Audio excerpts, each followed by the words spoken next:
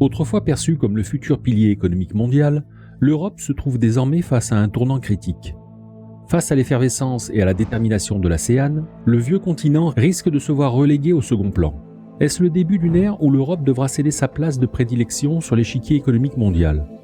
Cette bataille pour la suprématie ne se limite pas à l'économie. Elle redéfinit les fondements même du pouvoir global. À votre avis, qui émergera comme le nouveau leader dans ce monde en constante évolution ? La réponse pourrait ne pas être celle que vous espérez.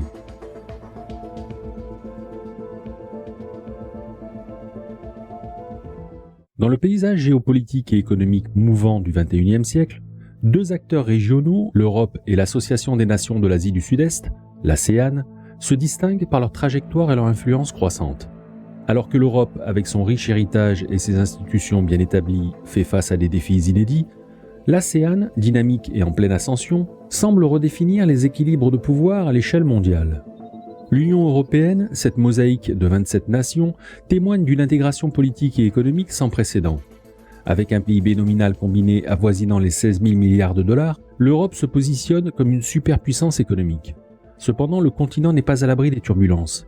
Les séquelles du Brexit, les répercussions économiques de la pandémie du Covid-19 et les tensions géopolitiques croissantes ont ébranlé la confiance dans le projet européen. Paris, l'une des métropoles les plus prospères d'Europe, incarne à la fois la richesse du continent et met en exergue ses disparités et ses défis. Face à l'Europe, l'ASEAN présente une trajectoire contrastée avec 10 nations membres et 2 pays bénéficiant du statut d'observateur envisageant de rejoindre l'association. Bien que son PIB combiné de 3 600 milliards de dollars soit plus modeste, l'ASEAN affiche une dynamique de croissance remarquable, portée par des nations comme Singapour, véritable modèle de croissance. Ce bloc régional, moins homogène mais résolument tourné vers l'avenir, tire sa force de sa jeunesse, de sa croissance démographique et de sa capacité à s'adapter rapidement aux changements mondiaux. L'Europe et l'ASEAN se trouvent à des carrefours différents de leur développement. L'Europe, avec son modèle économique mature et ses sociétés vieillissantes, cherche à revitaliser son dynamisme économique et à réaffirmer sa place sur l'échiquier mondial. Pour revitaliser son économie, elle investit dans des secteurs de haute technologie tels que l'intelligence artificielle, les énergies renouvelables et la biotechnologie. Par exemple, le programme Horizon Europe, avec un budget de près de 100 milliards d'euros pour la période 2021-2027, vise à soutenir la recherche et l'innovation à travers le continent.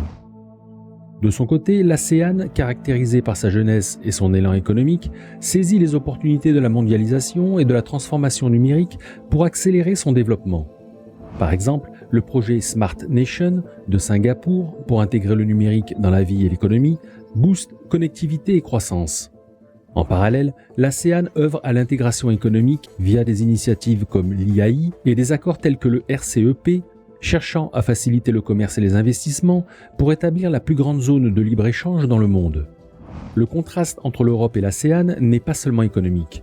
Il est également symbolique d'un basculement plus large des centres de gravité mondiaux. L'Europe, autrefois cœur indiscuté de l'ordre mondial, doit désormais composer avec l'émergence de blocs régionaux dynamiques comme l'ASEAN, qui défient les paradigmes traditionnels de la puissance et de l'influence. En effet, l'ASEAN privilégie l'union économique des États membres et la collaboration internationale, plutôt que la force militaire ou la puissance économique d'un pays en particulier. Cette approche unifiée renforce son impact global et redéfinit les critères du leadership sur la scène internationale.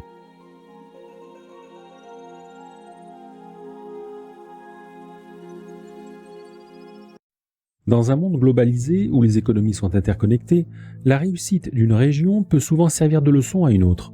L'ASEAN, avec sa croissance économique impressionnante, et l'Europe, confrontée à des défis multiples, offrent des études de cas contrastées mais instructives.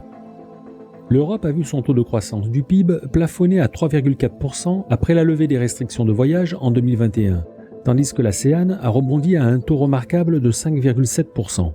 Ces chiffres illustrent la résilience et l'agilité de l'ASEAN face aux crises, contrairement à la récupération plus lente de l'Europe.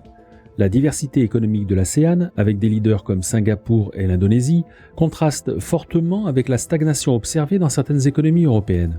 L'un des atouts majeurs de l'ASEAN réside dans sa démographie. Avec un âge médian de 29,6 ans, contre 44,4 en Europe, l'ASEAN bénéficie d'une main-d'œuvre jeune et dynamique. Cette jeunesse est un moteur de croissance, d'innovation et d'adaptabilité, facteur clé dans un monde en rapide évolution. l'ASEAN a su tirer parti de décisions stratégiques judicieuses depuis son premier sommet en 1967. Des initiatives comme le pacte de non-agression de 1976 et la création du forum régional de l'ASEAN ont favorisé un environnement de coopération et de stabilité.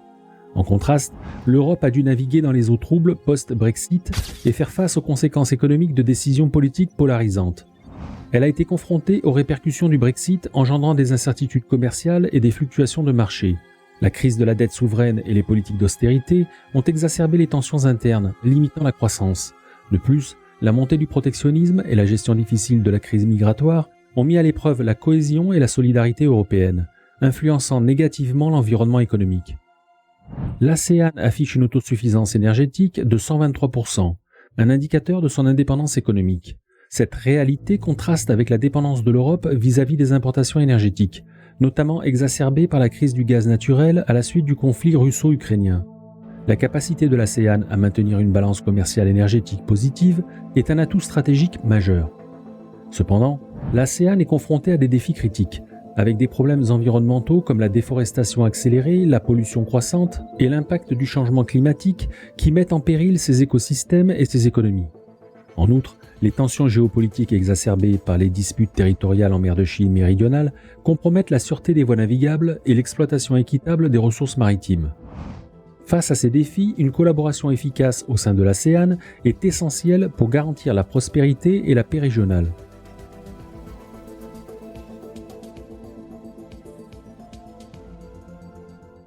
Les projections économiques indiquent des chemins divergents pour l'Europe et l'ASEAN. L'Europe, avec une croissance prévue modeste de 1,5%, doit trouver des moyens de revitaliser son économie. En contraste, l'ASEAN, avec une croissance stable prévue à 4,6%, semble bien positionnée pour consolider son ascension économique. La région de l'ASEAN devrait rester l'une des régions à la croissance la plus rapide de l'économie mondiale au cours de la décennie à venir.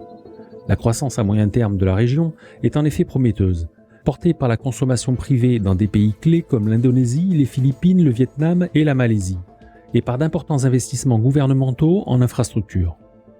L'Indonésie, qui est déjà la plus grande économie de l'ASEAN, deviendra l'un des principaux marchés émergents mondiaux au cours de la prochaine décennie.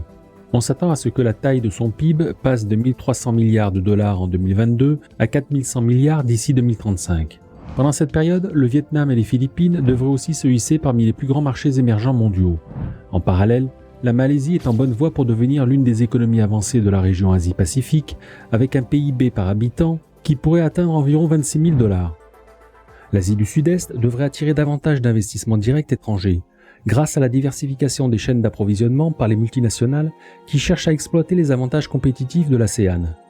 La demande pour les produits de l'ASEAN est stimulée par la croissance des marchés de consommateurs en Chine et en Inde et par l'expansion économique qui augmente le PIB par habitant dans les marchés émergents d'Asie. Le commerce intra-ASEAN et la production électronique, secteur clé pour plusieurs économies de l'ASEAN, bénéficient également de cette dynamique. Les initiatives telles que le déploiement de la 5G et l'industrie 4.0 favorisent la demande en électronique. Le secteur automobile de l'ASEAN, en particulier les véhicules électriques, connaît une croissance avec des investissements significatifs en Indonésie et en Thaïlande. Le tourisme, boosté par la reprise post-Covid-19 et les accords commerciaux régionaux comme le RCEP et le CPTPP, contribuent également à cette croissance. L'ASEAN, avec la Chine et l'Inde, est ainsi positionné comme un moteur clé de la croissance économique de la zone Asie-Pacifique pour la décennie à venir. En conclusion, l'émergence de l'ASEAN comme force économique majeure sur la scène mondiale, juxtaposée au ralentissement relatif de l'Europe, pourrait ne pas être une pilule facile à avaler pour ceux qui ont longtemps considéré le vieux continent et les États-Unis comme le centre indéfectible du pouvoir économique mondial. L'ascension fulgurante de l'ASEAN, portée par un modèle dynamique de croissance, de jeunesse démographique et d'intégration régionale, contraste fortement avec les défis auxquels l'Europe est confrontée, tels que le vieillissement de sa population, la fragmentation politique et les séquelles économiques de récents bouleversements. Ce basculement des équilibres pourrait signifier que, dans un avenir pas si lointain, l'ASEAN pourrait non seulement rivaliser avec l'Europe, mais dans certains domaines la surpasser en tant que centre de gravité économique et d'innovation. Pour l'Europe, cette réalité émergente impose une réflexion profonde et une adaptation stratégique pour maintenir sa pertinence et son influence dans un monde où l'ASEAN, avec son modèle alternatif de croissance et de coopération, redéfinit les règles du jeu. La question n'est donc plus de savoir si l'ASEAN deviendra un acteur mondial prédominant, mais plutôt comment l'Europe répondra à ce défi, et si elle peut trouver sa place dans ce nouvel ordre mondial qui semble se dessiner.